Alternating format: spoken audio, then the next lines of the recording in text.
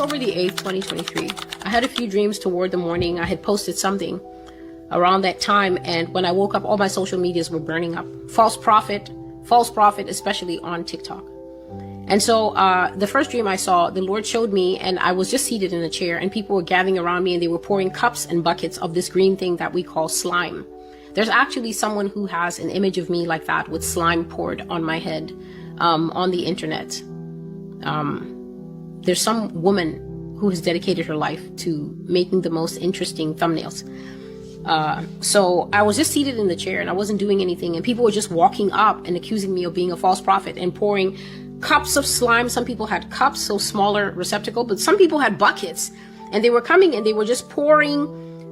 It wasn't me, it was a bust, right? You know how you have a bust like Julius Caesar, or at the museum, they have like head and shoulders. So it was a bust of myself sitting there, and people kept coming and pouring the slime on it and saying, false prophet, you're a false prophet. So that was the first dream. And the Lord was saying to me, observe this hatred. Observe this hatred, my child. You must guard against it and pray.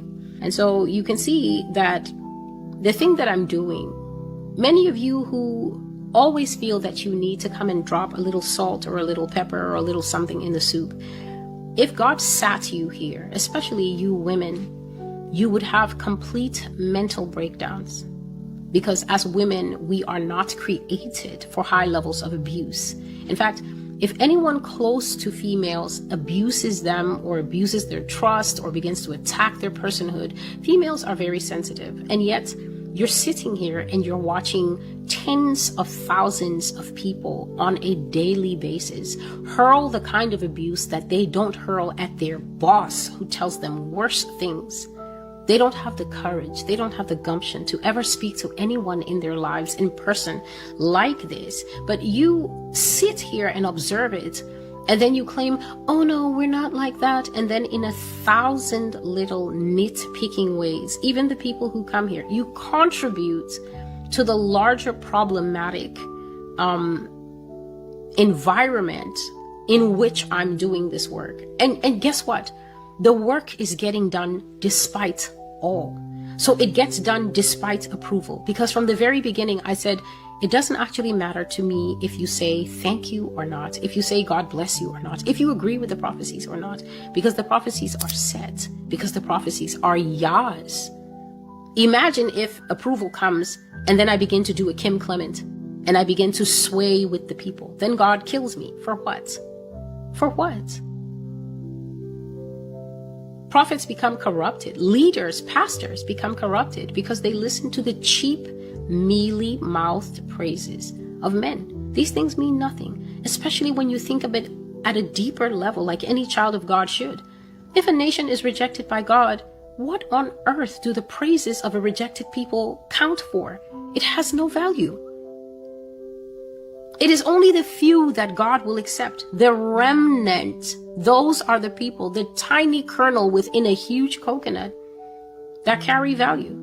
As long as you can see those people repenting, as long as you can see those people coming in, as long as you can see those people setting their fornication, their lies, their vaping, their drug use, their drug dependencies aside, their opiate codependencies. You see them cleaning their mouths, you see them convicted and realizing that lies are bad and that all liars really will have their place in the lake of fire. So will cowards. You see people realizing that God is not this really big sieve with huge holes, that he's actually a very tightly closed, fine mesh who will examine all of your life. And people are shocked to hear about the real God, and they're changing. If those people say, praise God for this work, first and foremost, thank God for considering us in this time to tell us the truth, and then also thank you, Celestial, for the time, for the effort, then yes, that has value. But the greater mass, you should do it this way, do it that way, it's interference. It's like someone trying to put up a canopy for you, and then you keep coming, yanking down one part of the tent. I don't think it's secure enough. I've been making tents all my life. I know how to do it. You're a nuisance. You're an interference. And so I left it. I went to sit, and God said, go back.